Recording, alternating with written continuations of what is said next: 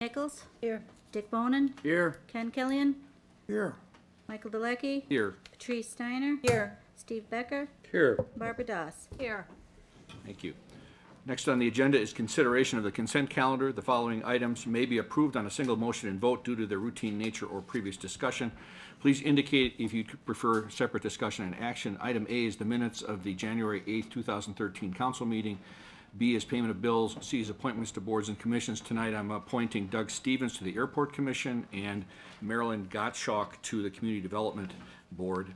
Item D is licenses for 1 and or 2 year operators licenses, temporary Class B retailers licenses to serve fermented malt beverages for the Platteville JC's Snowball Softball Tournament on February 9th. Temporary Class B retailers license to serve wine and fermented malt beverages for St. Augustine's University Parish at 135 South Hickory Street for the Elegant Dinner on February 16th. And temporary Class B retailers license to serve fermented malt beverages for St. Mary Parish at 130 West Cedar in the Parish Church Hall basement for the fish fry on February 15th. Is there any item on which you would prefer separate discussion and action? Move passage of the consent, or passage of the consent calendar. Second. The motion and a second. All in favor say aye. Aye. Aye. Opposed, same sign. Motion carries. Next is citizens' comments, observations, and petitions, if any. We have none tonight. Following that is reports, committee reports, Plan Commission, Delecky and Becker. Nothing to add, or do I? Water and Sewer Commission, Delecky, Killian, Steiner. I have nothing. No addition. We did get a neat tour of the new well facility under the water tower in the industry park the other day. Amazing facility. I don't know if a lot of people got a chance to get out there and see it or not, but you can understand why it takes a lot of money to produce good water, and then you can understand why we have good water. So, very nice job out there. Council President, how did we know that? Was that Well, it was everybody in the packets, and it was sent as part of the water bill. We announced this back in December. So. Plus online and and radio and other media. Yeah. Amazing facility. Under other reports, we have the building inspection report and the department progress reports. Is there any item there in which you'd prefer to make comment or ask questions? Okay, moving on to action items. We have item A, resolution 13-02, amending the city employee handbook, section 6, hours and pay, and section G, overtime. We have a staff presentation. Certainly. The city of Platteville has an existing policy in our policy handbook handling overtime. And we recently tried to use that policy when the snowstorm occurred in the city of Platteville. The policy requires the city staff to be sent home in anticipation of what would normally have been overtime.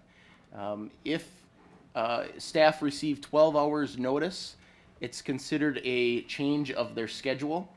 And as a change of schedule, they would then come in a different shift instead of working additional hours of overtime. So it was a way for the municipality to reduce overtime while providing 12-hour notice to employees. And we did that as a change of schedule. So as employees, as we anticipated snow emergencies, we'd change schedule and provide 12 hours notice to employees. This is the way that the handbook calls for overtime to be handled in the streets department. As the snowstorm approached, we had some difficulty implementing the policy, and what happened was ultimately staff decided that we would suspend the policy until the city council had an opportunity to discuss it.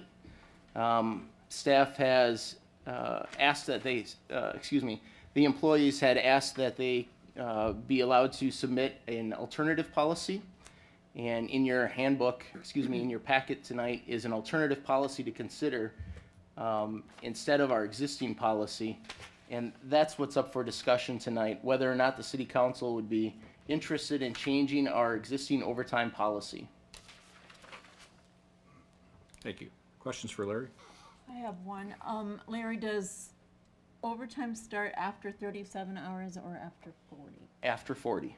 After 40, so if you send them home in anticipation of a storm, and they come in, they're called in, you know, during the storm, so the first 3 hours is not considered overtime? Well, actually, think of it more as a changing of the schedule.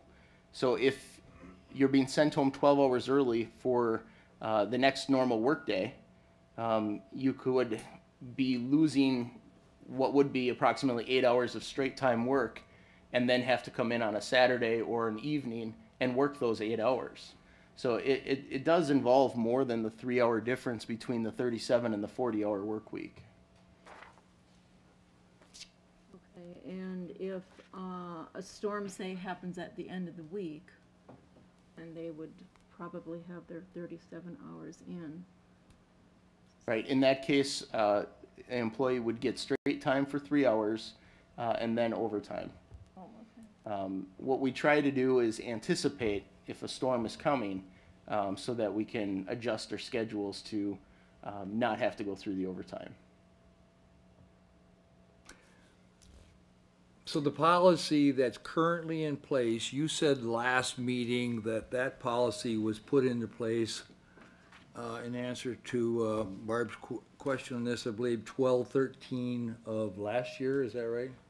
Yes, the opening line of the employee handbook resolution references the date. I believe the original employee handbook, excuse me, not the original, the newest employee handbook was adopted December 13th, So a year ago, 2011. in 2011, so then we went through 2012 under the current Right. under current policy. So then in December, January, February, March, whatever, I don't remember how many snowstorms we had, but was this policy in effect and did it work out? Here you're saying in your It was statement in, here that there was, I don't know if there was some confusion or it caused some problems. So did it cause problems last year? well, at one point we did amend the handbook to provide examples and to implement the 12-hour policy. Previous to that, there was no 12-hour notice provided. So to answer your question, yes, it was a bit of an issue. Yes, we did amend it. It was in place last winter, and I do not believe there were any snow occurrences that were predicted that we would have sent people home. So it had not been used at the last season, to my knowledge. Mr. Crowfoot could maybe speak specifically. I don't recall, but there were very few snow instances last year, so we didn't have very many opportunities to implement the policy. But as Larry said, we had the policy initially, and then it was amended midway through because of difficulties, and those amendments caused even more difficulties in understanding and implementation of the policy itself. And so that's why we're asking that the policy be revised yet again. So this only became an issue when we had a looming blizzard of unknown proportions, and only then, when we had that looming over us, did this become an issue. Is that correct? Well, I raised that very question to staff, and it's my understanding that it's been an issue for quite a few staff members, and I think at this time it's just coming to a head where we're being asked to revise the policy. But it only came to a head when we had this storm on the horizon and ready to blast us, and that was the point at which suddenly there was some difficulty. I got it. Thank you. I got it. So then, how many, help me understand this, what we're talking about. How many employees would this affect when we have a storm like the last one? Like how many people would be called in to run snowplows? Okay. Howard, can you answer that one? Well, we have, I believe it's 9 down in the street department, and then whenever we, when we do the 9 plows or 9 employees? employees. Okay. And then when we remove snow from the downtown area and others, we bring We bring in our Parks Department, which is another three, the Parks Department also, their 3 people are also involved in the snow plowing. But then when we remove snow from the downtown, we also bring in a few people from water and sewer to help out. But removing this, when you're talking about removing the snow from the downtown, are you talking about plowing the snow, or are you talking about after the snow falls? Are you talking about when you go in with the trucks and the scoop and you scoop it up, put it in the truck and move it out? What do you? The latter. The latter. So Removing the so snow. this is nothing that's being, so when we actually have a storm, okay, the storm's coming this on the weekend, it's Thursday afternoon. How many people are going to have to go out there on the weekend and run those snow plows? The 9 folks from the street department and the 3 from the Parks Department.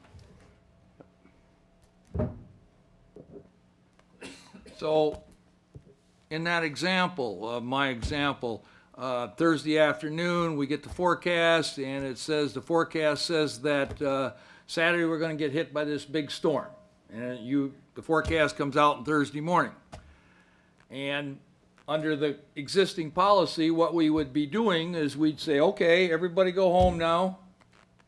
Or we'd have to give notice of 12 hours 12 or hours something. notice. So Friday, I guess you'd, whatever the time is, after that 12 hours is met, you'd send them home. And they'd have to come in on Saturday, and we wouldn't be paying overtime. Is that correct? That's Under correct. the current policy. That's correct. Okay, now, which is the way we, let's say, so they don't like that, obviously, and they have, and for good reason. But what are they doing Friday afternoon or Thursday and Friday when the snow is coming Saturday? I mean, what, those 9, 10, 11, 12 people? They work till noon on Friday. It's regular schedule. On a regular schedule, well, there are a lot of different things that they will be doing. Some of them, if we know that there's a storm event coming, they'll be finishing up any last-minute maintenance items on their vehicles. They'll be getting salt and things ready to go as soon as they get done. But that's basically in anticipation of the storm. That doesn't count any of the normal tasks that they're doing during that time.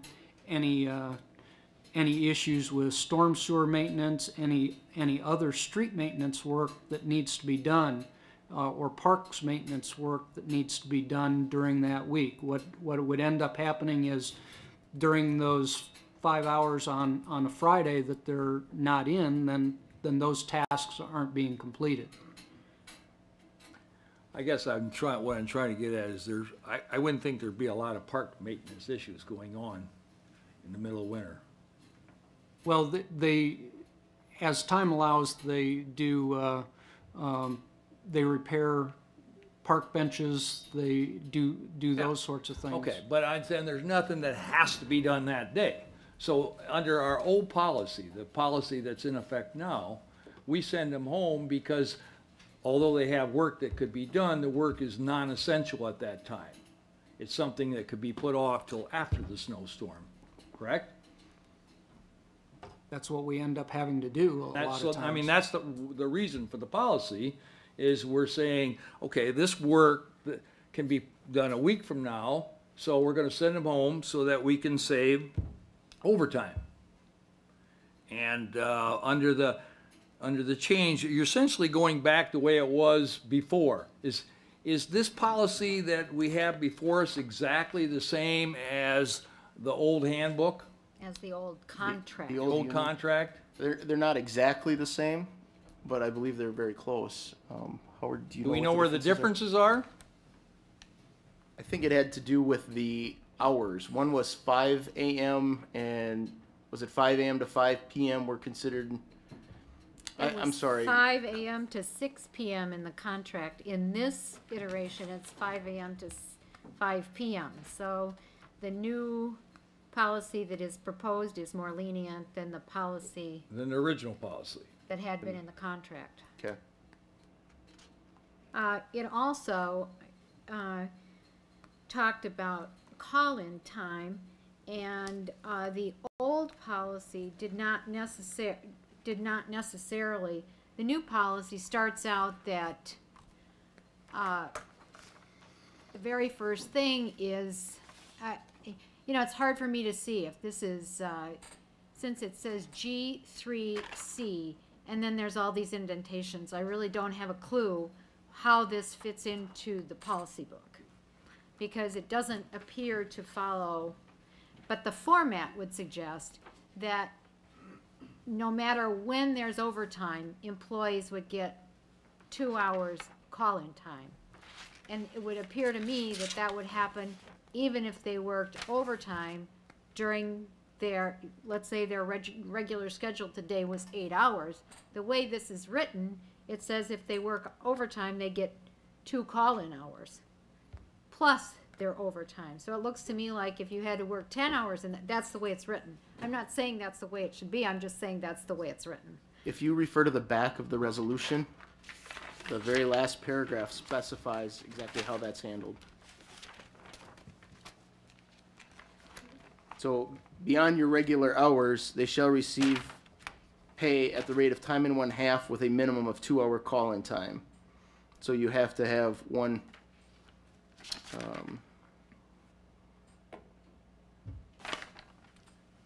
Is that for everybody or just the utility division? Is it for streets and utility? yeah. Okay. The difference, the reason utilities are separated out is because the utilities have workers that work on weekends and unusual shifts. Well, you done? I'm also a bit confused in terms of your resolution with the final sentence that says, employees working in support of the street division employees shall work under the street division rules above. Right. Occasionally, utility workers or employees from other departments will help the streets department with snow removal operations. And when they do that, that statement specifically suggests that they have to work under the street division regulations while they're working in the streets division.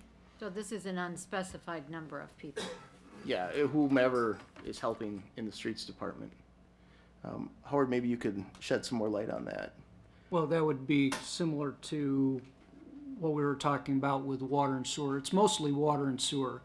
If, for example, water and sewer were called in to plow during the evening one time to keep emergency routes open because all of the other street department employees have been utilized elsewhere and need to go on rest shift or something like that, then they would be in support of the street department, street division, and that way we're saying they're treated the same way as those employees would be.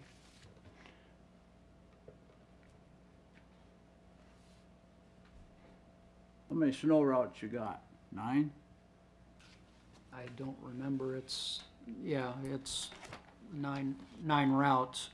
We have a number of emergency routes that get plowed first, but they have basically a section of city for each of the operators. On an average, anybody have an idea how long it takes to do their routes? Depending. Well, the average depends on what you consider the average snowfall, because if we're talking 3 inches of light powdery snow, or are we talking 4 inches of wet heavy snow, it's going to change. If you want to talk about a 3 to 4 inch medium type of a snow, we're talking probably 10 hours for our crews to complete the city. With the 9. Yes. And that doesn't include blowing or drifting or anything like that. We do have a lot of blowing and drifting, especially on our emergency routes, like out on East Side Road and the far end of Business 151. A lot of times these guys have to continually plow and replow those routes to make sure that they're clear, which extends the time to clear all the rest of the streets. Other questions for Howard or for Larry? I have a statement. Well, we have a couple of people that indicate they'd like to speak as well, so. Fine. Howard Crowfoot would like to speak on behalf of Paul Budden, and Kevin Hall would also like to speak. And while they come forward, a number of people have indicated support for the resolution. Barb Oakey, Susan Genthy, Jerry Robist, Jason Genthy, Dan Brinkman, Dennis Allen, Brian Oakey, Kevin Butson, Paul Tuber, and Tim Peacock. Oh, wait a minute, Mike Timmerman too, so.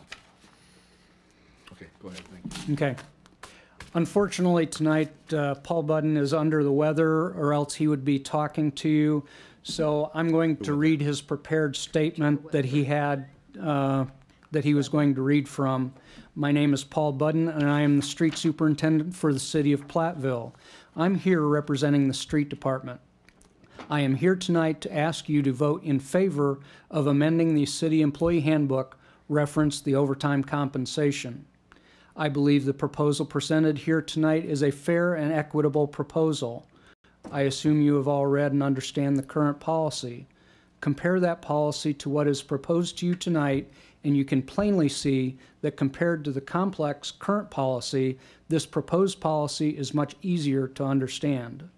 The employees, as well as myself, need a clear-cut explanation of what constitutes a reasonable request for overtime compensation so that everyone can understand it. The current handbook has 6 different scenarios of what-ifs and when-if that are extremely confusing and still do not answer all of the questions, all of the situations that arise. Under the current policy, you could have the entire crew in working the same hours, with some being paid overtime and yet others who are at regular wages. Again, we are only asking for a fair and equitable solution to this problem. Speaking as a representative of the street department, we offer a simple, straightforward proposal that states if you work before 5 a.m. or after 5 p.m. during a regular scheduled work week or on weekends or holidays, you should be paid at the time and a half rate. It is a very simple, clear-cut policy that everyone can understand, rather than a policy that is 2 pages long and open to personal interpretation. The overtime hours that are worked outside of the normal work hours or on weekends or holidays are usually performed during very inclement weather such as snowstorms, icy roads, or floods. These are hazardous working conditions that I feel are deserving of overtime compensation. We have a dedicated group of employees here at the city that keep our city's streets as clean and as safe as any city in the state. All of our employees understand the importance of keeping overtime to a minimum, and we have. I am extremely proud of our city employees and feel this proposal is justified and worthy of your support. In closing, it should be noted that the current policy has been highly contentious and the source of much tension and stress over the past year. Thank you. Thank you. Kevin Hall. Kevin Hall. Kevin Hall, City of Platteville Water Department. This is the 4th year that the city employees have seen cutbacks to help the city out of their budget problems. The first 2 years, all employees were given furlough days. And the third of the years, we were forced to pay more on our retirement. We lost our sick leave that we'd accumulated, and the hourly employees were cut from a 40-hour work week to a 37-hour work week, with the overtime kept to a minimum. I think I can talk for all the hourly employees when I say that we are like no different than you. Our families are very important to us. Weekends are a family time. We often have plans with our wives or children. When you say that you want us to work on the weekends for snow removal or emergency water breaks or anything that way, it's taken time off of our weekend in exchange for work through the week. We take off on the weekdays to go home when The wives are at work, the children are in school. Certainly this does not compare to the weekends with your families. When we work on the weekends, we often give up sporting events and family outings. In the past, there has been overtime compensation to help compensate for it, but now we're threatened with losing that. We know that of no other municipalities in the area that are asking this of their employees. We are not just numbers on a budget sheet, we are people just like you, and we are also on call 24/7 for our city. We are just asking to be treated fairly on this deal. Thank you. Thank you. Steve, you had a statement? Well, yes, I will.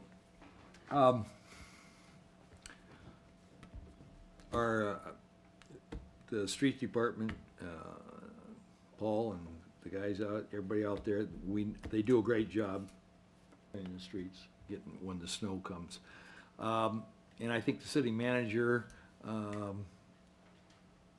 has tried to put forth a policy that would save the city some overtime hours, which we asked him to do. You know, a year ago we looked, I mean, this is something we've asked the city manager, look how we could save resources.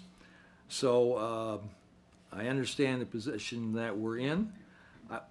My problem is that this came up at the last meeting, it was presented to us. It seems like we were sort of shoved into this. The city manager was sort of shoved into this. He suspended the current rules. I think instead of rushing into this, voting in this, yes, it's clear what they're asking for, but I don't know if this is what we should be doing. I think we should be looking at the current policy, and if the problem is understanding the current policy, if that's really what the problem is, we should, instead of just scrapping the current policy, voting on what's before us after it's been only on the agenda one time, I think we should not do that. I think what we should be doing is allow the city manager to continue to suspend the rules for this current winter season, and then this summer, we're in a workshop, when we're looking at budgets and we're discussing these types of things, we should look at the policy, and at that time, when we have some time to look at it, that's when we should decide whether or not we want to make some changes, and make some changes that the employees will be happy with and that we can understand. I don't think we should rush in and approve this the way it's been presented to us. I don't think it's the right thing to do. Other comments? I have a couple. We're still in a fiscal crisis. I know some people don't like that term. They think it's been overused, but use any words that you like to describe it. We have capital requirements over the next 4 or 5 years, and nothing like the amount of money necessary to do them. I suppose one possibility is we can just simply no longer do capital road work and let the roads disintegrate, but I can't imagine anybody thinks that's a particularly good idea. If you do the math, and boy, sometimes it seems like people aren't doing it. It's hard to come up with any other conclusion except that we are in fiscal trouble, and we need to address that. It's going to be easier to address it now than to put it off, put our heads in the sand, and hope it all gets better, because it's not going to. I'd like to see us go back to 40-hour week. I think that would be a great thing to do. The problem is we still are in trouble financially, and we were able, with this last iteration, as painful as it was, we laid nobody off, and everyone got to keep their benefits, which is what we were trying to do, rather than maybe lay off 4, 5, 6 people, and then they would have been dealing with it. Unfortunately, we have this fiscal problem, and the sooner that we get this under control, the better off we're going to be. We can't just continue doing business as usual. I was watching that whole week when that storm was coming, and I knew it was coming days before it showed up, and it would be surprising to me that anyone could not have heard that there was a blizzard coming. And so this idea that we would have been surprised by it seems a little odd to me. The Weather Channel is pretty good at that kind of thing.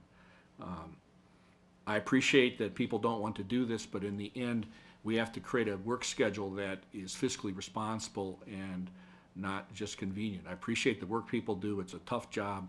They do a nice job. So Mike Timmerman out the other night salting when we were all sliding around before we all crashed. And that was 7 or 8 o'clock at night. I waved him. I don't know if he knew it was me waving at him, but He was out doing that, and I appreciate that kind of stuff. They do a nice job and the streets are clean, but we have to find a way to keep people working and keep the city solvent at the same time. And those are sometimes difficult goals to reconcile, but I still think we need to do that. Other comments? I have The a question is, how much money does this entail as far as looking at previous years? Last year was not very much as far as overtime. Previous years to that, I don't think it was that much either, as far as snow removal. I don't have the data as far as specifically snow removal. I can tell you what total paid overtime was for the streets maintenance division, the cemetery, and the parks for 2010, 11, and 12. So in 2010, the total was $25,500. In 2011, the total was $9,270. And in 2012, our estimates are suggesting it'll be close to $4,000 in overtime. In this past snowstorm, do you know how many overtime hours there were? No, the challenge is going back to all of the time cards and counting up the hours. And our finance department has got a lot of other tasks that they have to do for the audit and for year end. So I was able to get the totals, but we haven't been able to break it down per employee hour at this point. Was 2010 the year we had the incredible rainstorm that made everyone work overtime? I think it was. Wasn't that the 99-inch year?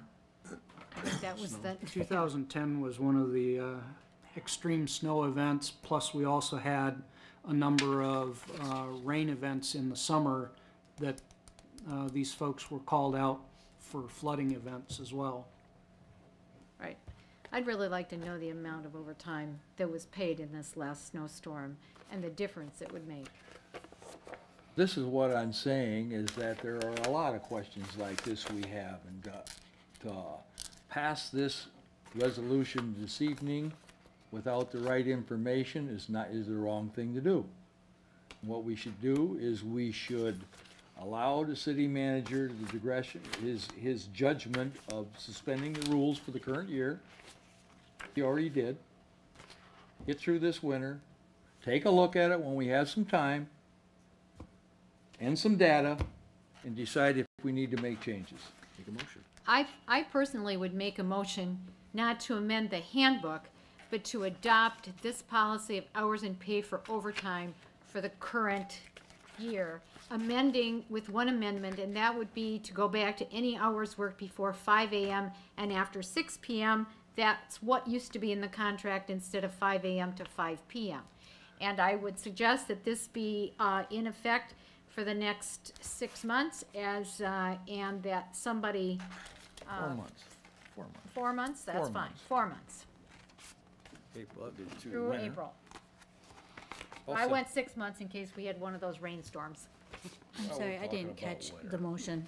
The motion Nobody is to caught the adopt motion. what's here, but not as an amendment to the employee handbook, but as a directive relative to overtime compensation, with one change, that being any hours worked before 5 a.m. and after 6 p.m.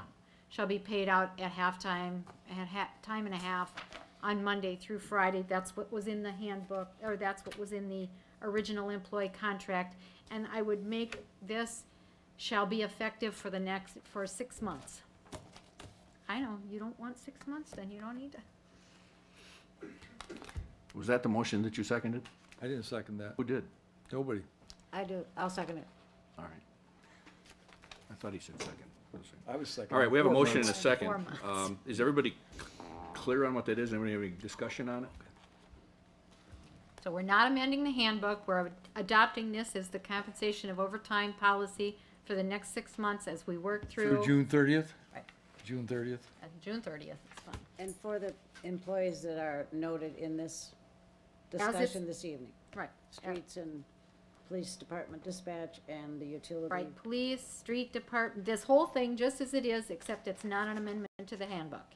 It's just the policy for the next 6 months with that one, until June 30th, with that change from 5 a.m. to 6 p.m. instead of 5 a.m. to 5 p.m. Gotcha. With the hope then that we would discuss this at a future date. Right. and get this worked out. So it's basically this resolution, except it's for 6 months. Right. And it has a change from 5 a.m. and after 6 p.m. instead of after 5 p.m., Ken. That's what used to be in the employee contract, or the union contract. Any other discussion or questions? Roll call vote, please. Nichols, Yes. Bonin, No. Killian, Yes, Delecky, No.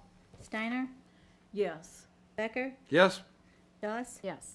motion carries. Okay. Thank you.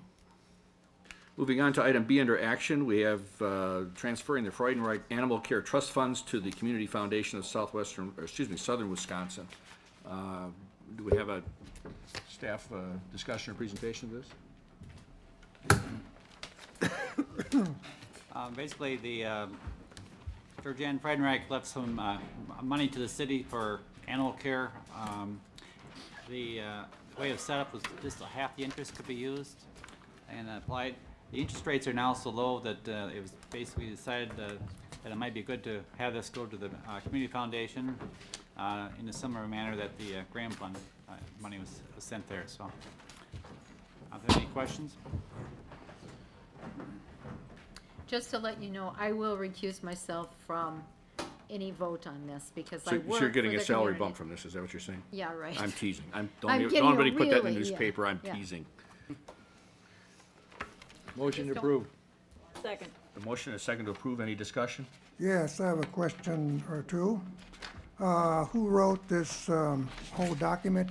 This, the first page is coming from the community fund, except for the cover page and the last page. Yes, Is that correct? Community Foundation. The foundation? Okay, I have another question, and that's looking at, excuse me, Schedule C. It says description of the Fund Advisory Board. And from what I can find out, that's the same thing as the committee that we have, is that correct? The Freudenreich Committee? Who could answer that? Yes, that's what it would be, Ken. I'll Okay. answer it as a Community Foundation employee. The committee, the Freudenreich Animal Care Trust Fund Committee would be like the advisory board.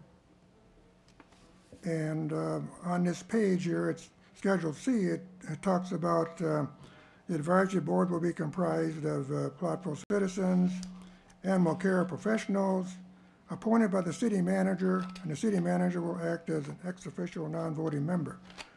Well, if that's the, so there's one description here as to what the committee is, and this other one is in our book on boards and commissions and committees, and so we have that already. So which are we going to follow as far as the makeup of this committee? I think we need to resolve that. We need to, in my opinion, just simply follow what we have here as far as the Freudenreich Animal Care Trust Fund Committee. And back in when it was originally set up, the name was a little different, and so I think we should go back and simply follow what the city has set up in 1992. And in 1992, we called it the Freudenreich Animal Care Advisory Committee. So I'm being told here that's the same as this advisory committee, advisory board, correct? I haven't been involved. I believe you're probably correct. I imagine that this document was created looking at the memorandum of understanding that came with the funds. Actually, it was created from the, a memorandum of, you're right, Yep. memorandum of understanding that was signed by the personal representative of Georgianne Freudenreich, who was James Lytle, who is now deceased, and at that time, the city manager of the city of Platteville, Dave Waffle, and attested by the city clerk, Annette Dutcher, who is also now deceased. But as you look at that document, which was the memorandum established between the person who was executing the will and the city, I know that Ms. Conley, who is the executive director of the foundation, copied the wording exactly from that document, which it says the trust will be administered by the city manager as advised by a committee of citizens and animal care professionals appointed by the city manager. So she basically only had this document to go from. This is the legal document. But as I say, I think we should be following what the city has set up in 1992. I think that's a good way to do it. It's spelled out. So that's one point. As long as the city is following the memorandum of understanding, it shouldn't make any difference. You don't change that once you accept somebody's Well, funds. I think we should get our wording in order as far as being consistent. What do you prefer, Ken? I prefer what we put here, that it's the Freudenreich Animal Care Advisory Committee. That's what we set up in 1992, 91, 92. So that's one item. Then going to Schedule B,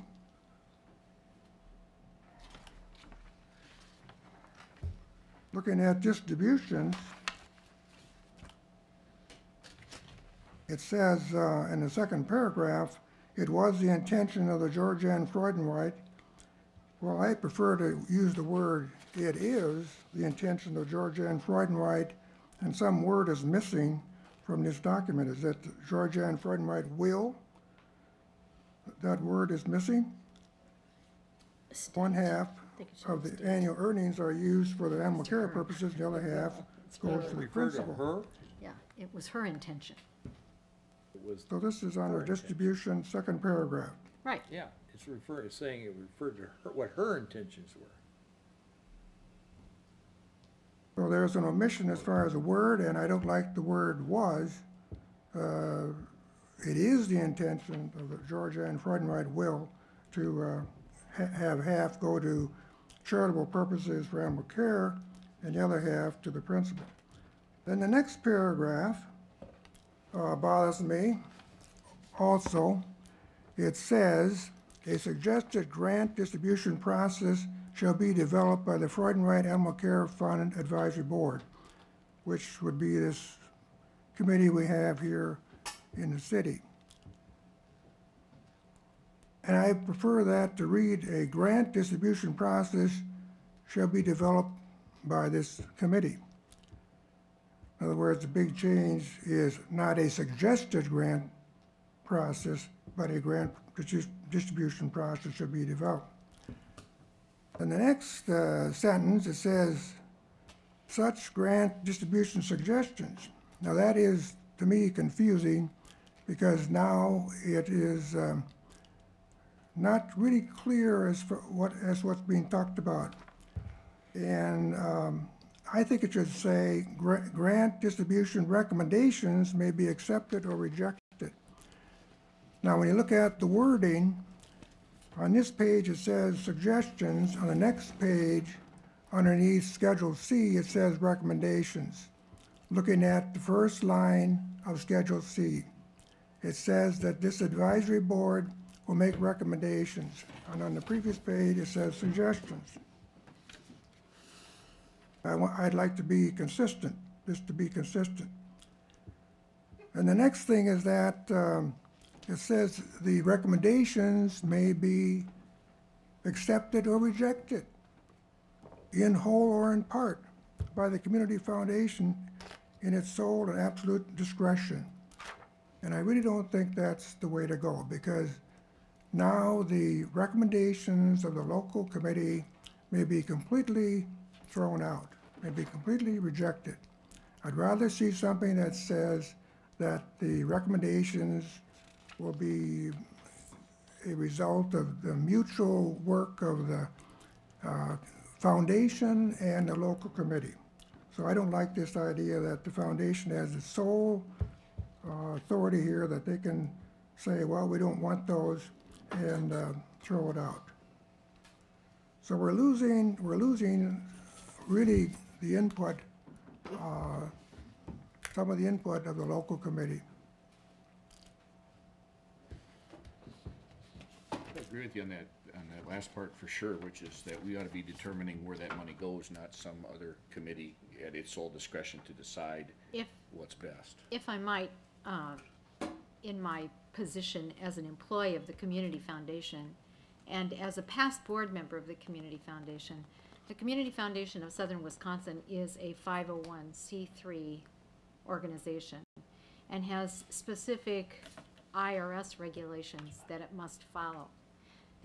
And the reason this sentence is in there is in the event that there was some grant distribution suggestion that was not compliant with IRS regulations as they pertain to 501c3 organizations, charitable organizations, then the Community Foundation would need to be able to reject doing that. In all likelihood, that would come back, somebody would say to you, yeah, and I think that my understanding is that Ms. Conley had a discussion with Councilor Killian today in which she pointed out some instances where that might be, in fact, something that would happen. For instance, a charitable organization cannot make grants directly to an individual. So if an individual came into to this committee and said, listen, I'm forming a pet grooming business and I want you to give me money so I can start my business, that is not a charitable, this money was not given to help people start businesses. It's given for the care of animals, and it was a charitable gift, so therefore it has to be, the distribution has to be in a charitable manner. So at that point... If we did that, could we have it say something along the lines in order to maintain that, to say the Community Foundation Board may reject the suggestions if they do not meet federal guidelines or regulations? Which would that way give them limited ability to control that and return it to local control, but also still remain able to avoid doing something like what you just suggested. Well, that's why this sentence is in all of these documents, and I believe that that if you would want to change that wording, it would need to go back to the Community Foundation lawyers who review these kinds of things as they pertain to 501c3 distributions. The Community Foundation is a $36 million foundation and cannot jeopardize its 501c3 status.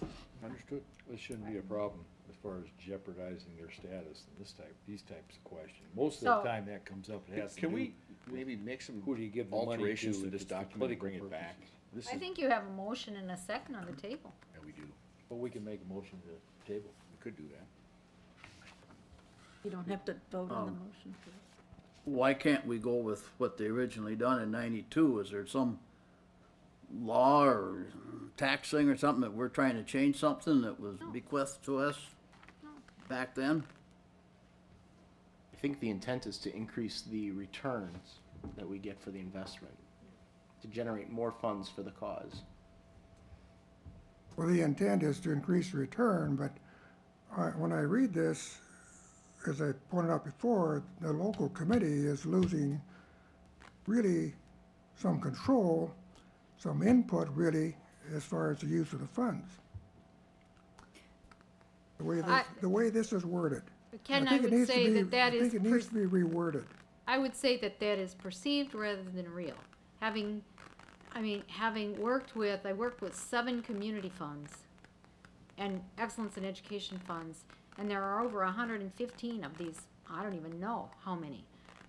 Basically, when the Community Foundation staff get these grant recommendations, they review them for legality.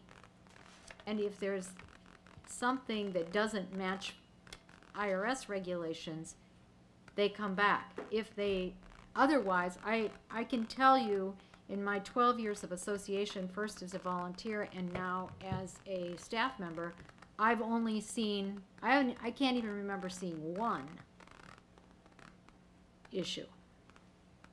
An organization this size probably isn't going to be that concerned with the fund of this size. They'll just rubber stamp the local recommendations and move on. They certainly aren't gonna do something to offend the city elected officials that would ruin a relationship. Ken, I would say I'm currently serving as president of the Platteville Community Fund, and we are under the Community Foundation of Southern Wisconsin. And the Platteville High School Scholarship Fund was also created as an outgrowth of the Platteville Community Fund. They also are under the Community Foundation of Southern Wisconsin. And honestly, it's been a very positive thing for that relationship. We feel very comfortable when we look at the grant applications and knowing that the staff at the Community Foundation also looks at those applications. The few times that questions have arisen, the Community Foundation has always contacted us, explained exactly what the questions are. We got those resolved. They were not major issues. They were very minor, but credit the Community Foundation because they did a very good job at looking at everything, and if they had a question, they asked us. We've had no issues with local control, none whatsoever. And I do not believe that this particular instance would be any different. Now, as far as some of the other comments you made about a suggested grant distribution where you're saying a recommended, and a grant distribution suggestions you're saying recommended, I have no problem with changing those particular words. I think that does add consistency. As far as whether it's called a board or a committee, I think maybe the city needs to go back and look at whether or not we should change it to a board or leave it as a committee, simply because the directive evidently from the executive of the estate was that it would be called a board, and at some point the city decided to call it a committee. I don't see that as an issue one way or another. As was noted, the Community Foundation representative called it a board because that's clearly what is said in the will. Committee, I don't know if legally if we need to do anything about that. Maybe we do. Maybe we need to say that we've created it as a committee, and maybe there's no difference. So I don't see that as a big issue. But for the Community Foundation to do its job, they definitely need to look at any grant application that has been recommended by the advisory board or committee, whatever we're calling it. I don't believe that in any way that takes away local control. Simply from working with this organization, I think I've been on 6 years now. And Barb, as she said, has been affiliated with them as a board member and now as an employee for 12. So again, I would say that it's personal experience, I would say that it's a great organization, that it will increase the funds that can be earned from the bequest from Georgianne Freudenreich. The city cannot invest in the same way, and the city cannot get that same rate of return. And so, in the long run, it's a plus. Other comments? I'm going to vote against the motion as it is because I think these things need to be fixed, and I think it wouldn't hurt if we brought it back in a week with the typos fixed and these inconsistencies resolved. And I am bothered by this idea that the grant distribution suggestions may be accepted or rejected in whole or in part by the Community Foundation in its sole and absolute discretion. There's no reason it has to say that. I would move to table this item.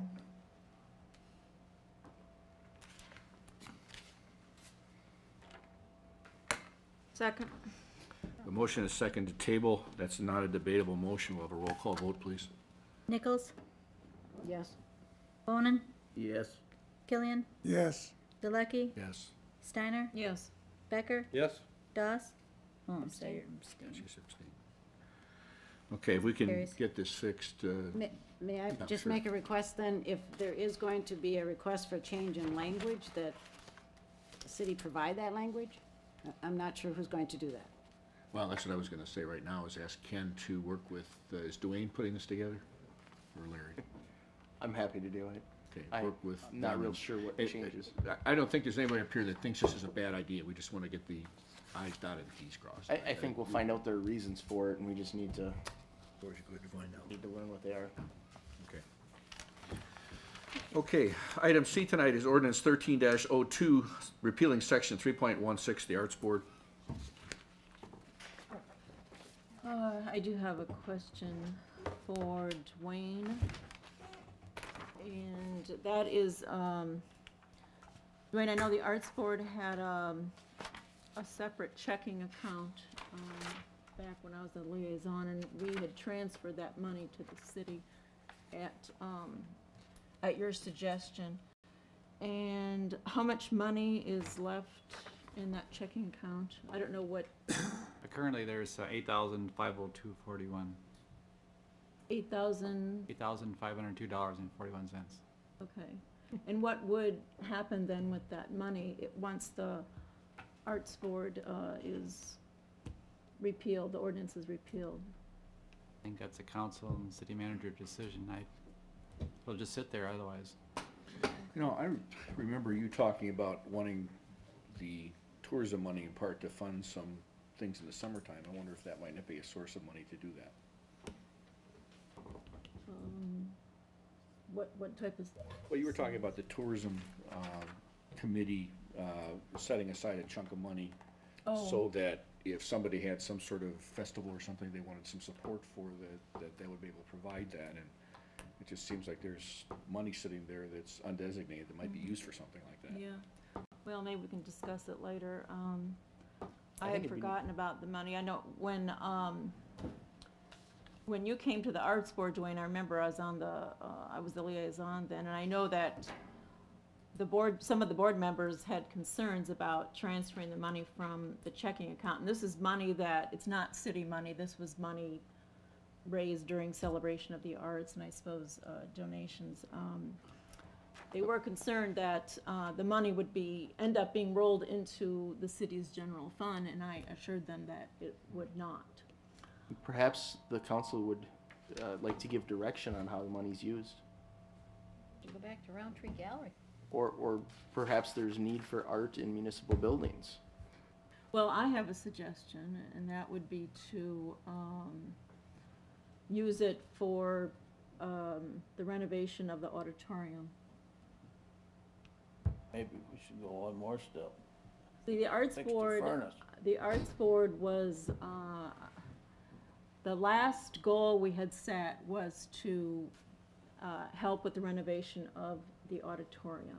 That's why Gail Schwickrath, the then president, compiled that report about the auditorium. It's a history of the auditorium and what all of the needs were.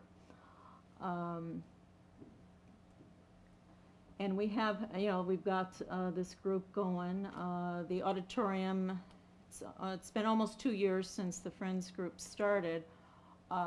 We've accomplished the new seats and the room has been painted. And this was all done with volunteers.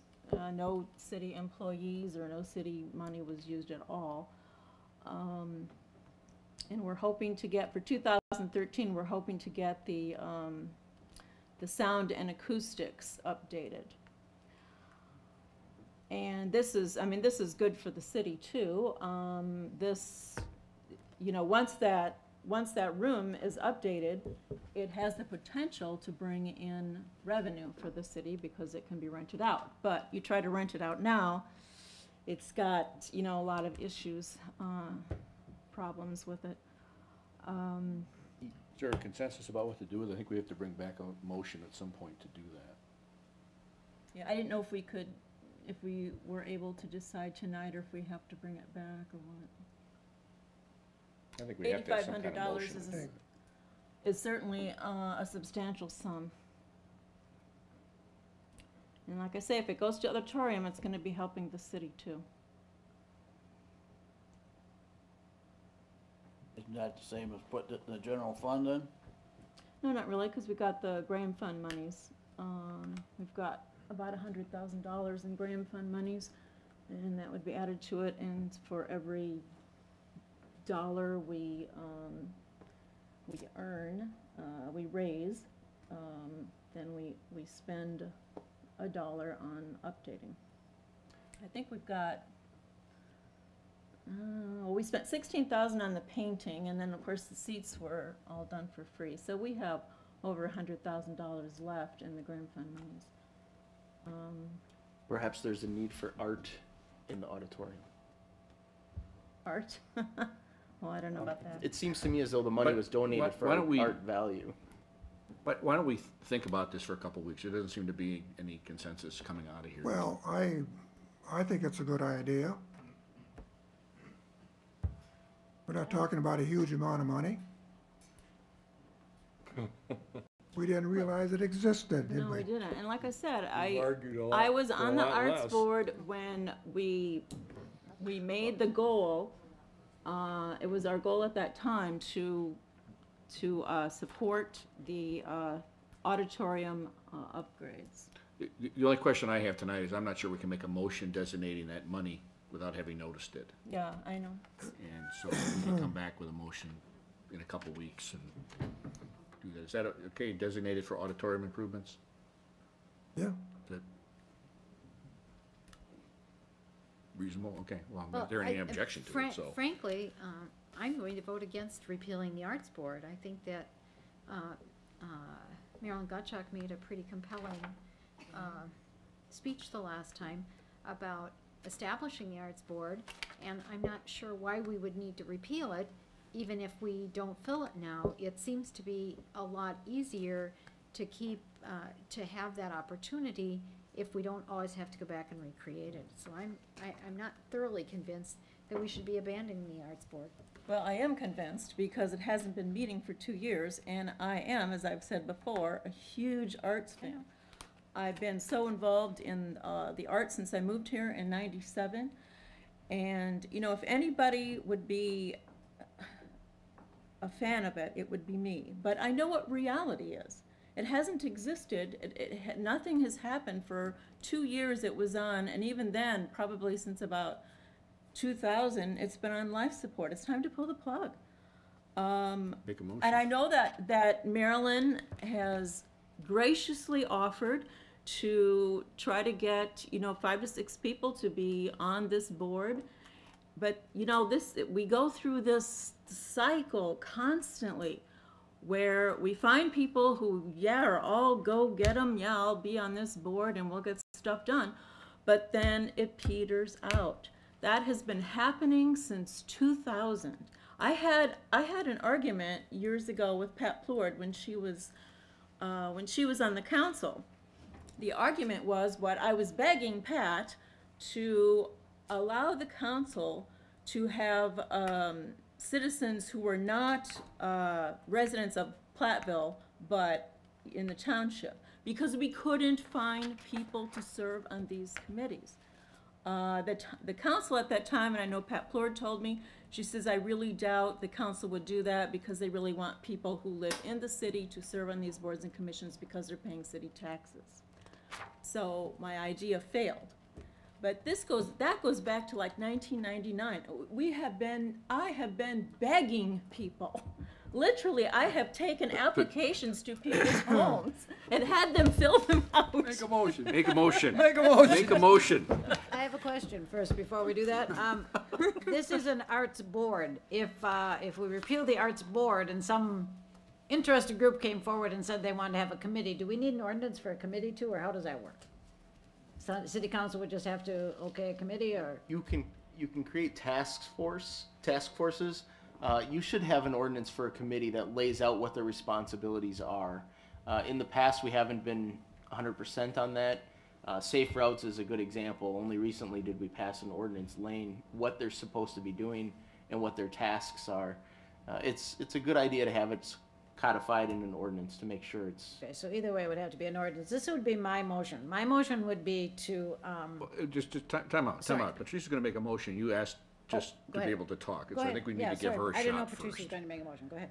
Yeah, and to that, Eileen, I would say, and I said at the last meeting, we have a lot of new, I interrupted Eileen so you could make a motion. We But if have you're a not gonna lot- make a motion, I'm gonna go back to Eileen. I will. One more thing to say. We have a lot of new groups that have formed in the past 10 years, like Friends of Our Gallery, and anyway, we have a lot of arts groups out there. And so I Patrice. make the motion to repeal section 3.16 of the Arts Board. I'll second it. Motion is second. Eileen first, then Ken. Well, you Oh, wanted to I say was- something, and so I was going to say that I would have added to the motion, but I think this might be allowable, would be to also stipulate in the motion that the funds that are currently sitting in the Arts Board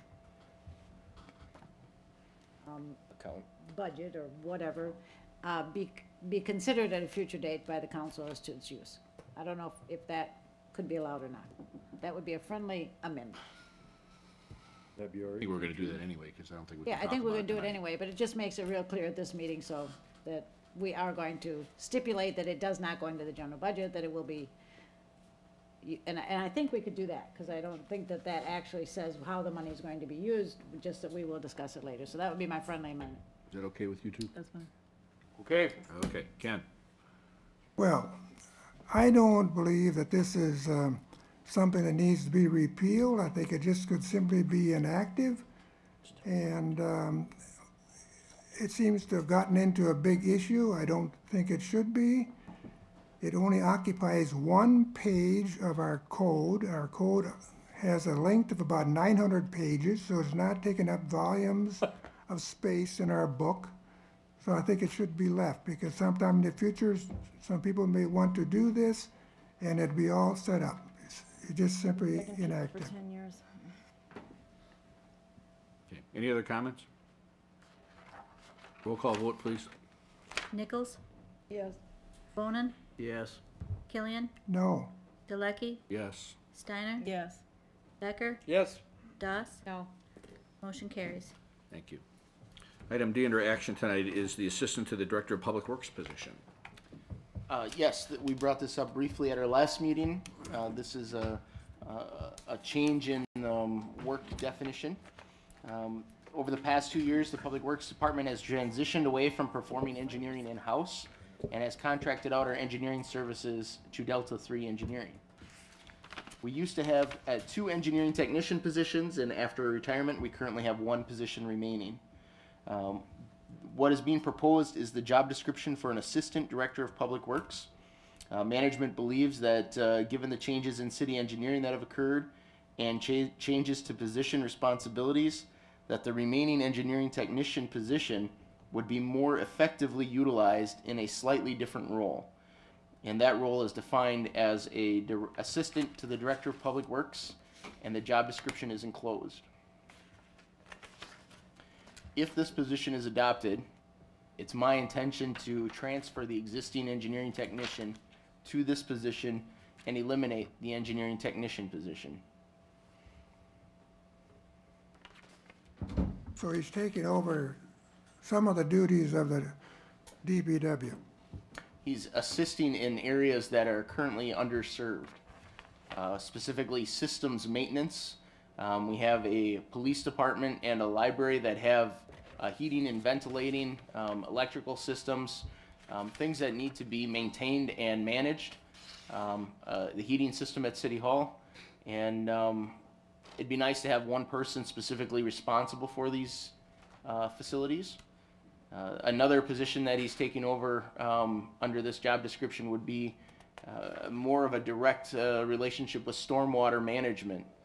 The state of Wisconsin continues to increase the regulations regarding stormwater management, and this is an area where greater municipal resources are going to have to be appropriated to in the future. Well, as far as stormwater management, could this person do some of the engineering?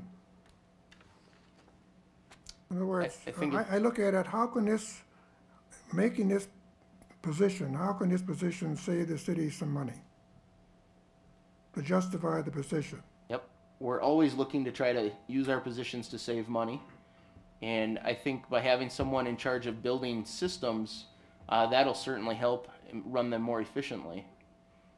As far as the stormwater goes, I'm not sure exactly what this person's skill level is.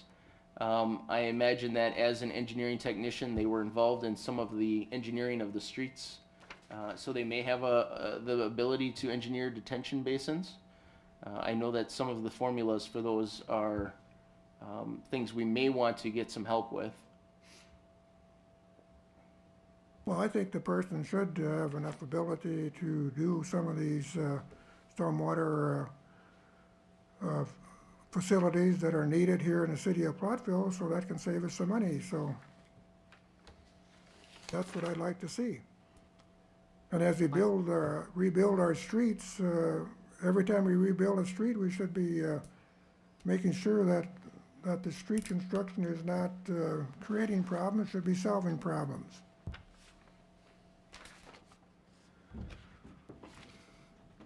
Other questions or comments? Well, I guess the question is, it says that the city manager intends to transfer the existing engineering technician into this position. And I guess the question is in your opinion, does the existing engineering technician meet the qualifications Yes. as outlined?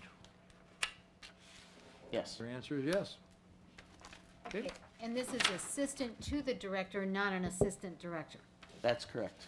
And so who is kind of, if Howard is Director of Public Works, who's in charge when Howard's not here?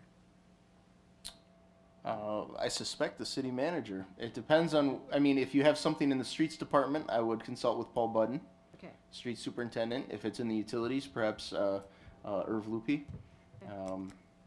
But ultimately, I imagine I'll have to be the person responsible. We just don't ever want Howard to go anywhere. Well, I didn't know, you know, sometimes. I will be here assistants- very shortly, I have a not question. being stopped on that It one. says that this third paragraph, the last sentence, the city manager intends to transfer the existing engineer technician into this position and thereby discontinue many of his property inspection responsibilities. Yep. So who is going to be taking over the property inspection responsibilities that are currently being done by this position? One of the position's responsibilities at the current time under the engineering technician position is to inventory the city as they, help me out here, Howard, was that with the garbage trucks? He rides No, along? he rides with folks from the street department when the street department people are doing yard waste and other weekly pickups. I know that there have been a number of people that are wondering why it takes two people to ride in the truck to pick up yard waste. Well, he's riding in there so that he can actively do the inspections and enforcement of things like garbage violations, tall grass violations in the summertime, other ordinance violations like indoor furniture on porches and other things of that nature. We felt that it was more efficient for him to ride along with the people that were already circling the city, saving an additional vehicle, and it also allowed him the opportunity to make his notes and all without having to stop, take notes and photos, and then get back in the truck. But as the city manager says, our intent is to transfer those responsibilities out of this department.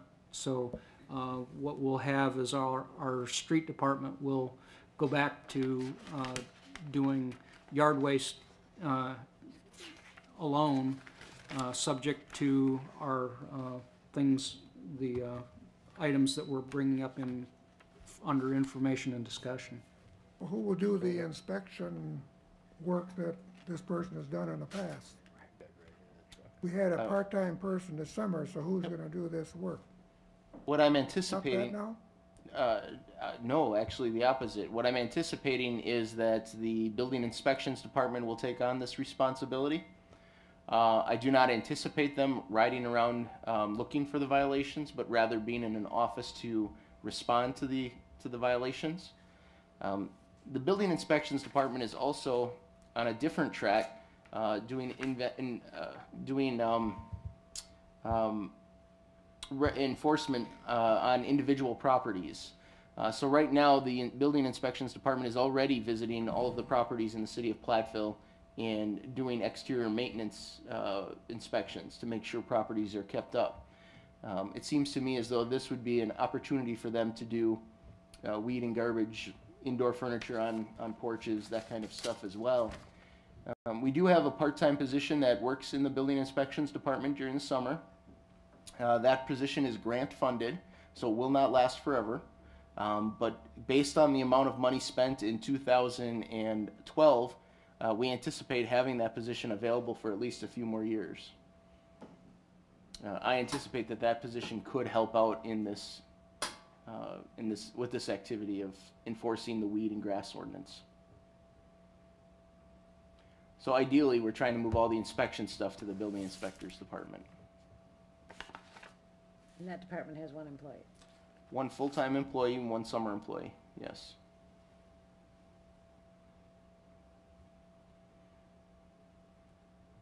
Would this person be,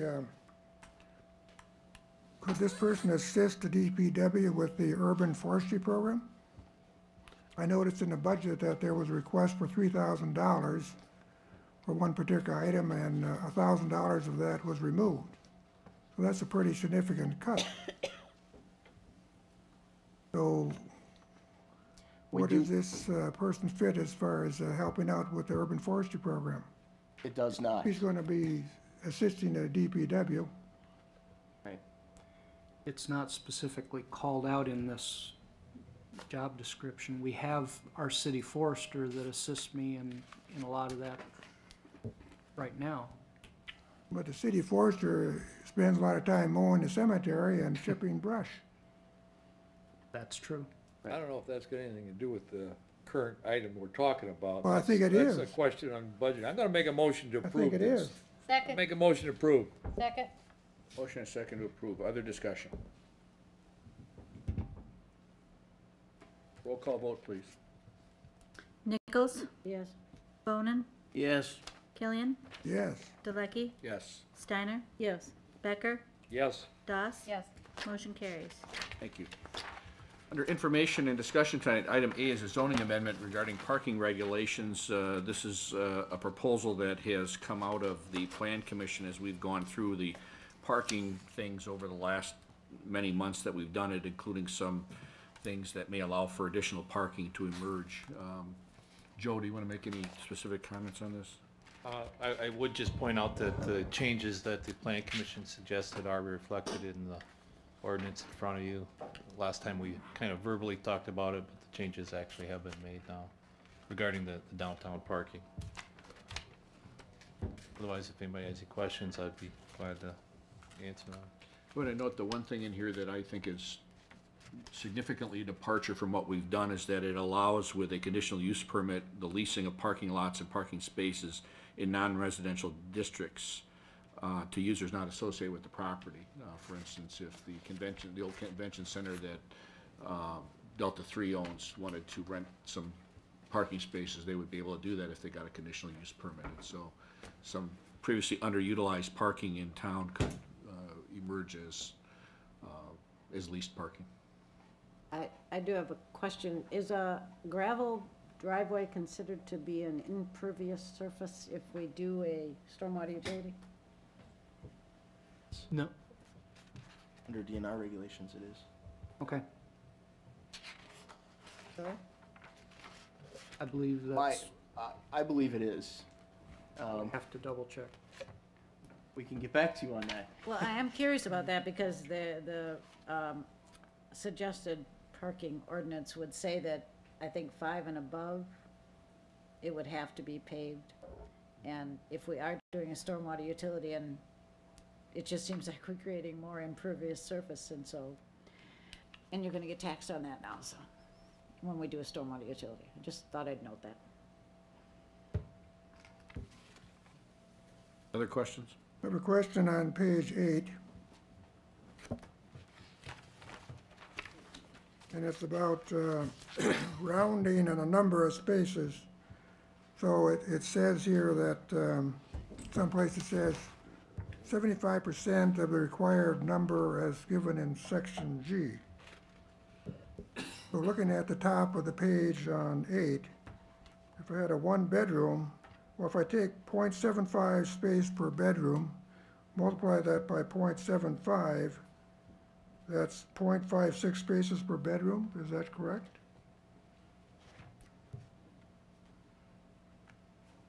Do we set it up? Well, that's the way the code has always been. I mean, that's not a recommended change. That's the way the code has been. I know, but I'm just asking a question as far as how would you round the numbers? So if you had a one bedroom, it'd be 0.56 spaces or one space. Is that correct? No. Where do you get the 0.56, Ken? Well, it says in here that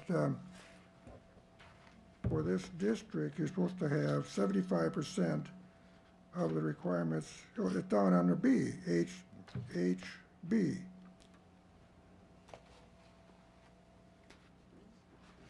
That's 75% of the amount as enumerated in section 22.09G.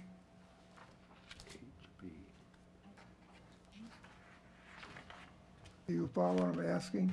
Yeah, I mean, what I would do is figure out how many parking spaces are required for that building based on the number of bedrooms, and take that total, and whatever we come up with, take 75% of that total. But if That's you how I had would a, calculate it.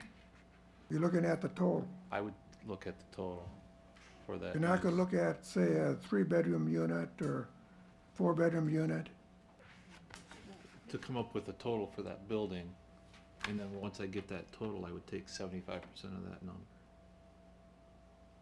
And my question is, when do you round up? If something comes up to be less than 0.5, you round it up to the next number? It says in G3, Ken, when calculating the required number of spaces, any fractional result of 0.25 or more shall be rounded up to the next whole number. That's in number of parking spaces G3. required, G parent 3. Okay. Thank you, Jan.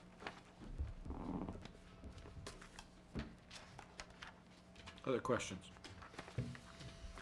Nope. Okay, item B under information is resolution amending the city employee handbook, addition to section 17 miscellaneous provisions regarding emergency closings. It would be my suggestion that this particular resolution or amendment or whatever be rolled into the review that we're going to do of the other. Larry, do you want to explain briefly why this is in here? Sure. Snowstorms bring about a lot of issues. What we found out was that we did not have a policy that governed when municipal buildings are closed. I felt it was important to get everybody on the same schedule under the same policy. And so this is a draft policy for you to consider. The issues are separate enough from the overtime issue that I'm not sure we want to put them in the same resolution, but it could certainly be discussed at the same time if you want further discussion on it.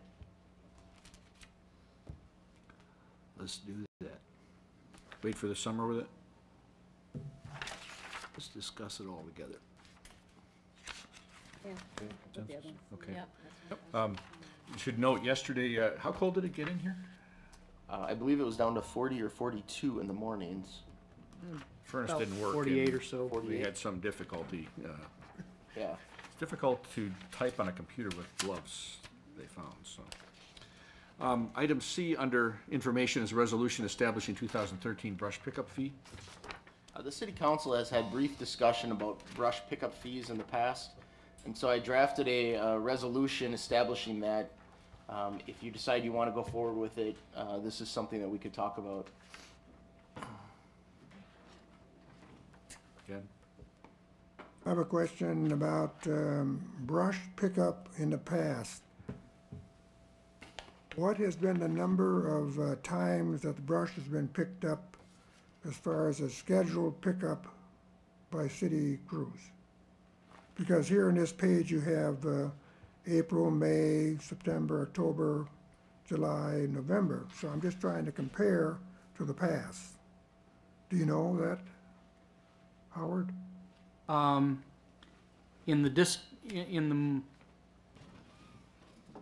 About a few years ago, we changed the policy. At one time, if I remember right, we used to go around basically once a week during spring and summer months, and then we reduced it to 2 times a month,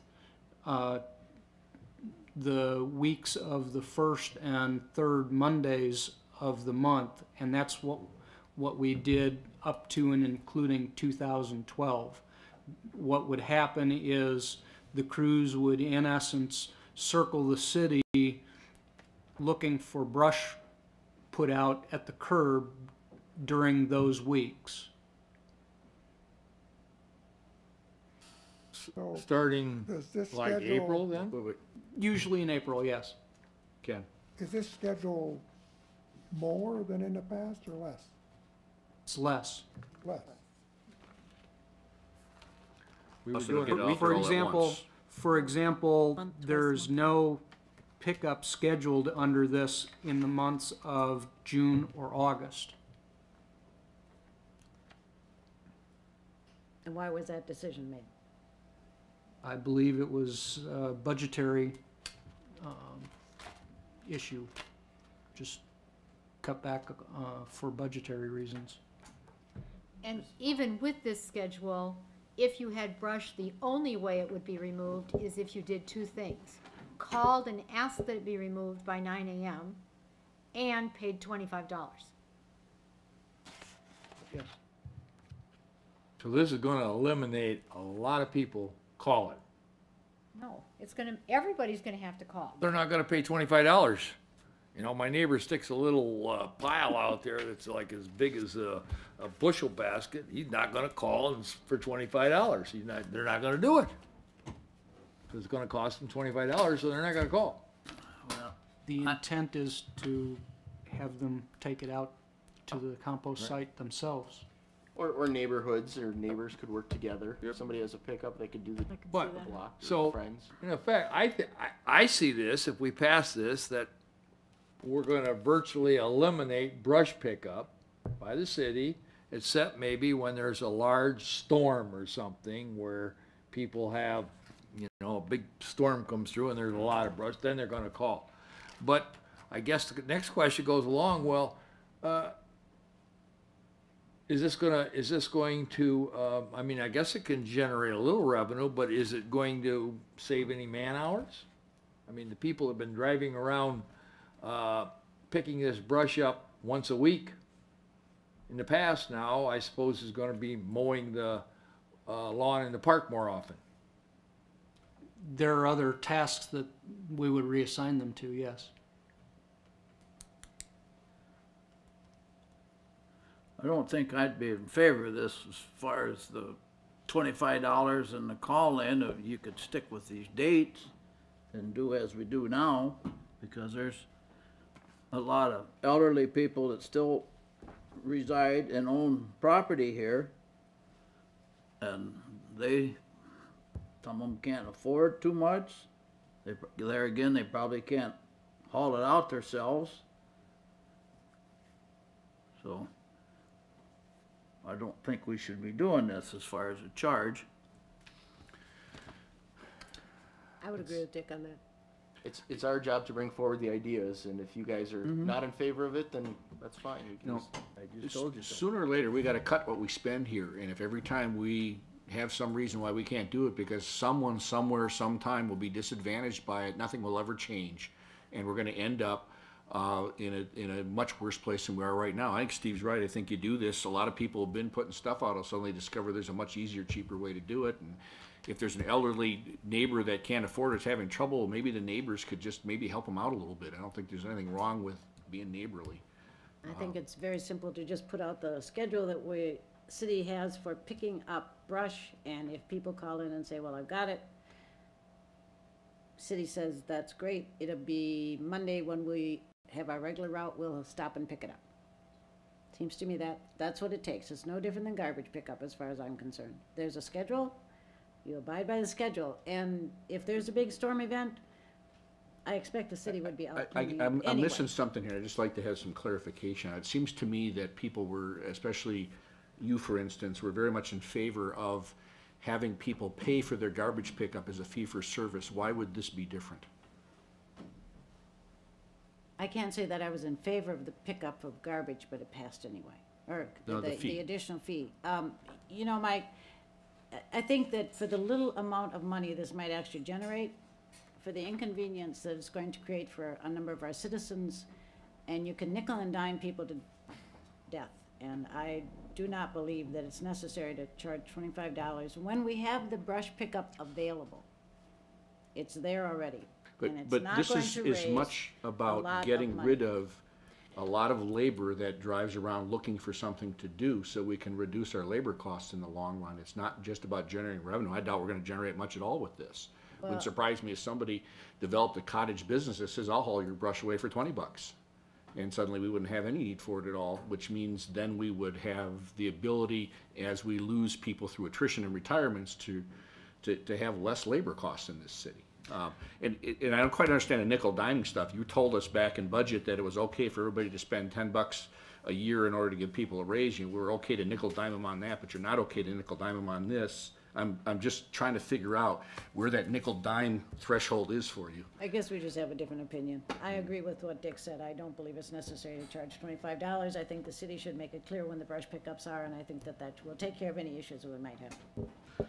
Well, as I said, I think if you go with the $25 charge, you're gonna have, cut back in the people that demand the service from the city, and probably there are a lot of, somebody would step up and provide this service for a fee, and, you know, some of these amounts that we pick up, I mean, we got people that are riding around. If we're not gonna save any money by the city employees, then maybe we shouldn't do it, but, it seems that, if we charge a fee like this, we would eliminate the demand for this service, and maybe those people could then, those talents, those services could be used more in better use, like mowing the parks more often or something. You know, I'd like to see the $25 stay in. I think it's a good idea. I would ask why we shouldn't just totally eliminate brush pickup then. There you go. I mean, rather than. That's right. I mean, perhaps what we should be saying if we're at this fiscal crisis is that this is one thing that we're just going to eliminate. So that in fact, we do encourage someone else to start a business, to take over it. So that, and we make it, you know, I'm not so sure that I knew I could go to the compost site to take my stuff. I'm not so sure new folks know that. To me, rather than to say, well, now, I mean, the bookkeeping that goes along with it, the phone calls that go along with it, I'm not too sure that we're going to save too many people hours. Just like you said, Steve, perhaps the only way we can save that is by eliminating it altogether. In the long run, we're gonna have to eliminate services that we can get along without in order to find the money to do the other stuff we have to do. That's I think it's a great idea. Somebody I else think we will do should it. get rid of it entirely. And you'll find a lot of people have neighbors, as I'm hauling some stuff out to the truck, to the dump, you wanna throw anything in, they'll do it. The little cottage industry might show up. I mean, it'd be nice if we could maintain this, but you can't keep doing it forever, not if we don't have the money. I got two neighbors on each side of me. They put that little pile of sticks out every week. And I'd be glad to throw it in the back of my truck. It's just not a big deal. Eliminate the service. Can I throw mine in your truck too? No. Okay. For I just wondered where that $25 he line will. For Mike. 25, you want charge it. All right. Any other comments on this? I think we should, I know with Barb, I think we just eliminate the service altogether. I'd be for that. Do you have direction that you want staff to do changes with? I mean, Well, I believe the service should be kept. Maybe we can cut down the number of pickups, but I think it's a good service for the city. It helps improve the appearance of the city. If we eliminate it, we're gonna send out inspectors as far as checking for brush. Yeah, Jeez. that's true. Appearance of the city, checking for brush. Oh, well, You it got could be too the much same guy brush. checking the size of the length of the grass. There you go. Same guy. We won't be adding another one.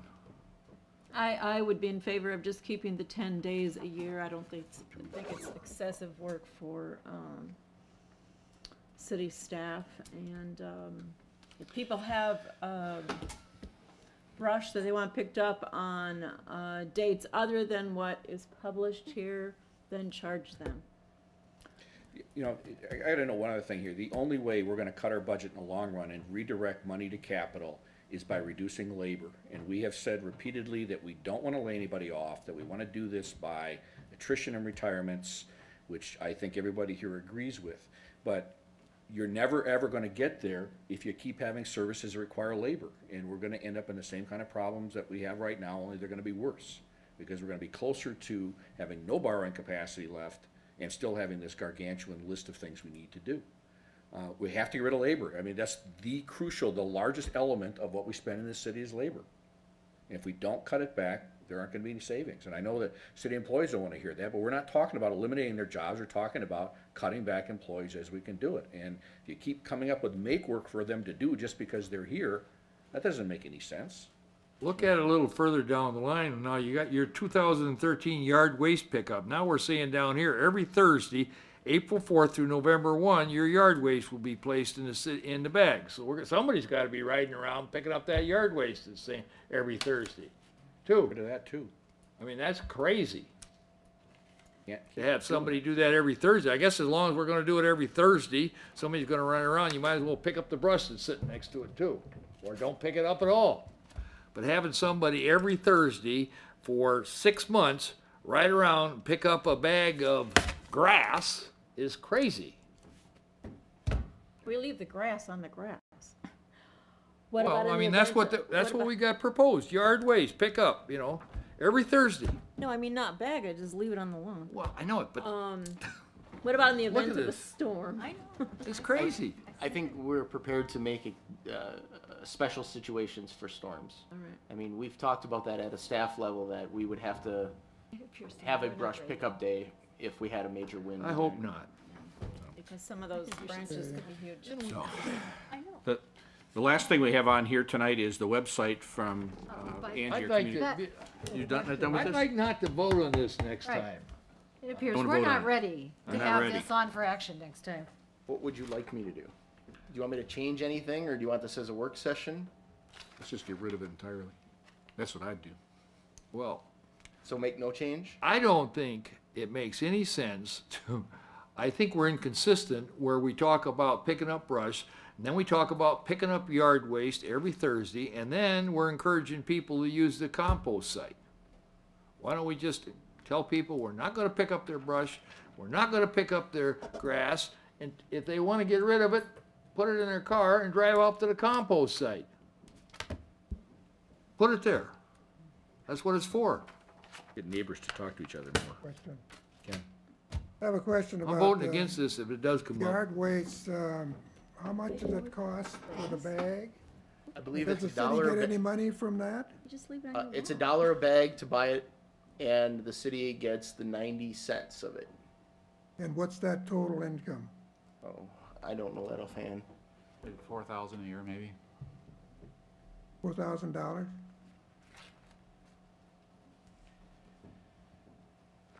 If every time we try to cut expenses, someone says, oh, someone will be disadvantaged, we'll never do it. I mean, there's no way we're gonna solve our fiscal problems in a way where no one gets pain or hurt or something else. When you have fiscal problems, when you have austerity, it hurts. The alternative is we do nothing, and 5 years from now, we've got nothing. And at that point, I hope everybody points back to this council and says, these were the people who were in charge at the time, and they took the easy way out. And so that we are immortalized as the people who did nothing, because that's what this is coming down to. Let's either have the courage to do something, or let's get off. One way or the other. Anybody have anything else on this? No, I no get to come direction. back. Angie Donovan is here to show us what our new website's gonna look like. Okay. It's the one thing tonight we're not gonna have any issues with. Oh, I doubt. We don't know. We haven't seen it yet. There was nothing. I guess it's gonna be back next time. Well, It might be very I just controversial. want to make sure I'm hearing the same thing you guys are. Just do the yard work, just do the lake pick. Well, there's like a 3-way split, we better do a work session. We'll come back and do a work session. Get it off.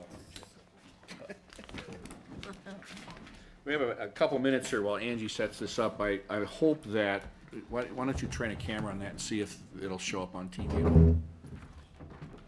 Yeah, she's gonna try to put it up on the screen for us. Somebody knocked that, maybe, Howard, are you going to turn the light off?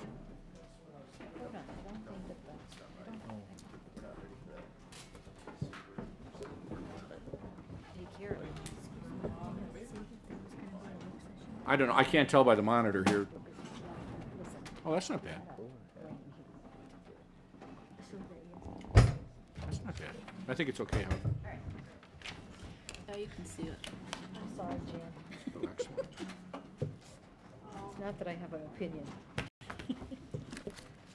All right, this is what our current website looks like.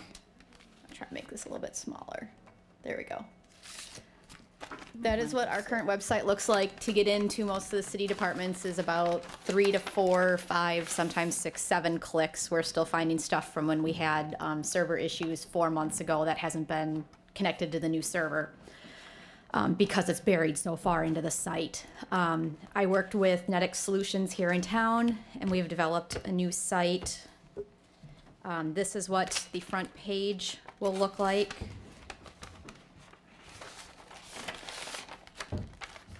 That picture. I'm trying to bring it down here. There we go. It'll be a series of scrolling pictures on the front page that can be modified. All city departments are listed under services on the top bar.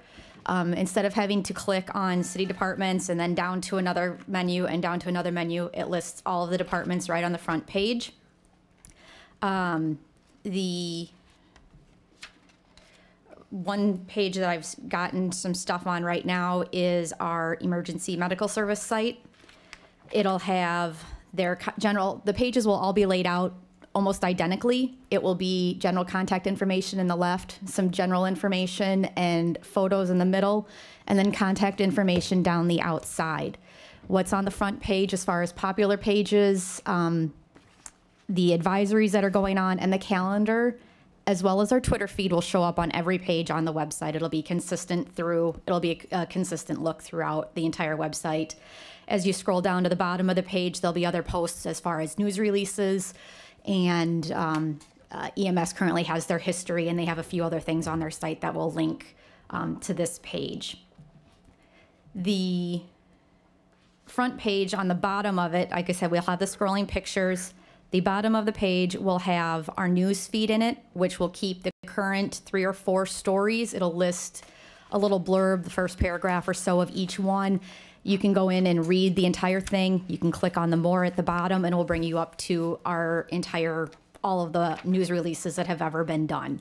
The featured column next to it will list other things going on within the community. It'll discuss brush pickup, other important notices that people need to know about. Snow removal policies, alternate side parking, which is also under the advisories section right now. Each of the committees and boards and organizations are under the government page. So when you bring up the government page, it brings up all of the different commissions. Again, they will have a similar layout. Let me see where I've got. The internet connection in this room is a little iffy, so I'm flipping between screens. This is the page for the Common Council, the start to it anyway. Again, you see the consistency down the right-hand side as far as popular pages, advisories. It discusses what the Common Council is. All of our council representatives will be listed on the left-hand side with a photo. It lists what committees you're on, and it'll also list your districts and when your term is up, which is, with the exception of the boards that you're on specifically, all the rest of the information is already on the current website. All the agendas will be readable on site as what they have been, and they will automatically archive themselves when a new agenda is entered in. So people will be able to go in and if they want to search for something, they can use the search bar on the top and they'll be able to find everything. Currently, everything is set up as a PDF. So if you go to search downtown parking, it is not going to bring up any city council meeting minutes that discuss downtown parking. It'll discuss news, it'll bring up news releases, but it will not bring up anything else because of the way it's archived. All the old agenda meetings for all the commissions and committees and boards, as well as the minutes, will all be available on the website and archived. The website will show again the first couple, you can see minutes at the bottom. I haven't entered any yet, but it'll list those, and then again, it'll go into the more, so you can search the archived as well if you're looking for a specific date, or you can use the tool at the top that will list the specific information. Questions? I will be meeting as I work on each of the department pages. I am going to be meeting with each of the department heads to make sure that they're happy with the way the site looks and the information that they want to have out there is being posted in a way that they're happy with. When do you plan to launch it? NetX was a few days behind in getting us the template. We're hoping to have it launched in the next 2 weeks. The goal is February 1st. So that's actually the end of next week. Part of it depends on internet service. Today it was really, really slow. So getting stuff uploaded takes a while when you don't have internet, when it's slower. Angie, who will be responsible for updating, like a department, when you said you're working with? Well, currently I am doing most of the updates for the departments, although there are some that are handling their own as far as just changing names or whatnot. Each of the department heads will have access to make updates if they so choose. And it's a similar back-end format to what we were using before with just more functionality. Currently, with our news releases, we have news on the front page. Let me pull up our current site again. We have news at the, there's a tab across the top that says news. And then at the bottom of our front page, there's also a most recent news. In order for me to put news in both of those sites, I have to double enter it. The news site is going to take away all double entry. So when I put you in, Eileen, for example, I can put you in as city council and I can just mark a box as to what committees you're on, and your information will automatically update on those committees. If I have news about about the fire department, it will automatically update on the fire department's page as well as the news page and anywhere else that it needs to update. So it'll streamline things and make things more consistent. I like the consistent look and feel, and especially that it's making it easier for people to get information. That's why they go to websites, not for dancing bears or under construction signs. I think that's cool. Yeah, and we have on our current site right now that some of the stuff isn't being updated as far as minutes and agendas go, because it seems a little redundant to be updating both websites, and we're going to be dumping the old website in the next couple of weeks. So there is a notice on the front page of our current website that says if you're looking for something that you can't find, please let me know. Nice job. Thank you. Will there be a form to have a resident file a complaint? Yes, there will be. Well, sometimes that's important for us to hear the information they have. Yep, all the contact information will be out there, and that will be under one of the popular pages is comment. There'll be a comments or whatnot, and I believe it's actually on the contact page as well. Okay. I have to double check that. And then the community section on this is going to be very comparable to our attractions page now. It'll talk about Dairy Days. It'll connect to other events going on within the community, the Mining Museum, and other tourist things that we currently have on the site.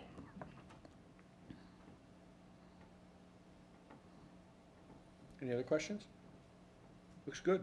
Thank you. Thank you. Very good. Okay. Okay, move to go into closed session per Wisconsin statutes 19.8Y, parent 1, parent C, considering employment, promotion, compensation, or performance evaluation data of any public employee over which the governmental body has jurisdiction or exercises responsibility. City manager performance evaluation. And return for adjournment. return for adjournment. Second. The motion and a second. Roll call vote, please. Nichols? Yes. Bonin? Yes. Killian? Yes. Delecky? Yes. Steiner? Yes. Becker? Yes. Doss? Motion carries. All right, we'll take a 5-minute break and 5 minutes.